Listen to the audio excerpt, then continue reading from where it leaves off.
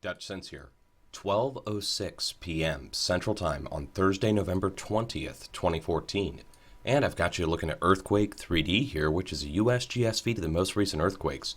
And we're looking at the last 24 hours of 3.0 and greater.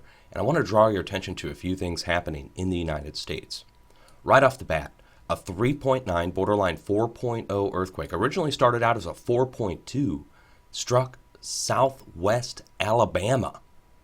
And this is very rare. We don't normally see activity down in this region, maybe an earthquake every other year, possibly.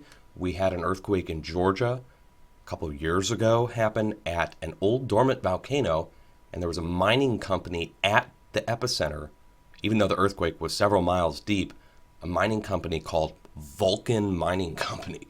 Okay, so now a 4.0 has struck the south. Again, very rare. Also, within the same 24-hour period, another 4.2, this one was not downgraded, struck on the west coast. And that's central west California, right along the coastline. No damage associated with these, but record-breaking almost, and very rare in the South United States. Now, I also want to show you what's happened over the last 7 days. And we're going to keep looking at the last 3.0 and greater to eliminate the smaller earthquake events. And I want to draw your attention to the location of several of these events. All right, so we have a 3.9 up here in northwest Montana, northwest of Hebgen Lake by a few hundred miles. So we had an earthquake in the 1950s up here in the 7.0 range north of Yellowstone.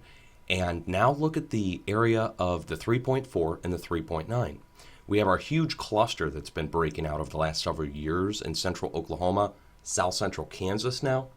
And these are fracking operations here. But up here at the Colorado-Wyoming border, this is actually on the edge of Dinosaur National Park. So it's really rare to see earthquake movement there. This is due to the movement along the edge of the craton. I've been talking about this for several years, letting everyone know that the pressure has been building here on the west and spilling across the edge of the plate in such a way that they said could never happen. Normally we have the mid-Atlantic ridge spreading, putting pressure on the United States from the east, subduction taking care of most of the pressure on the west coast, fault lines that displace here on the west coast, but the fracking operations, the areas which are normally not seismically prone, the reason they did them in the center of the craton is because it was supposed to be stable. Now, pressure's building from the northwest and pushing to the southeast, and it's been moving areas like Yellowstone upwards and southeast by several inches in just a year's time. That's per GPS measurements. That's not just at Yellowstone, it's happening all the way down the edge of the plate. We had massive landslides and earthquakes and other weird events happening at oil operations, fracking operations here in Colorado. So, you can take that in conjunction with the activity at Yellowstone that happened over the last several months, multiple swarms, and the landslides and collapses, literally the fracturing of sides of mountains happening in south central Wyoming. You can just trace the dots.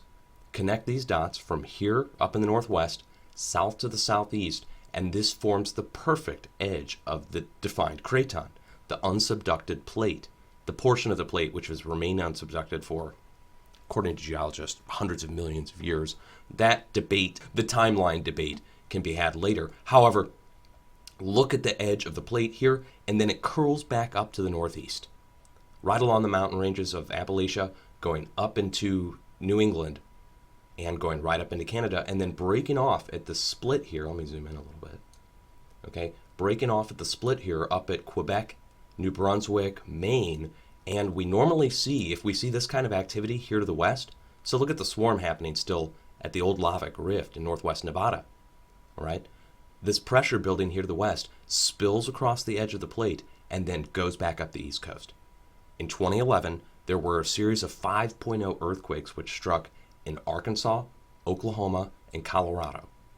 In the same week as the 5.0 in Colorado at the fracking operation, a 5.9 struck in Virginia, which shook the East Coast, caused damage to the Washington Monument. So, guys, have an earthquake plan ready. Be prepared just in case. When you see the activity over the last 7 days internationally, really let you know what's going on, okay? We've got a lot of movement. You're going to have to go back and watch my other earthquake updates do not have time to get into all these events here. It takes several videos. If you guys are curious, links are down below. Like I said, have a plan, be prepared just in case.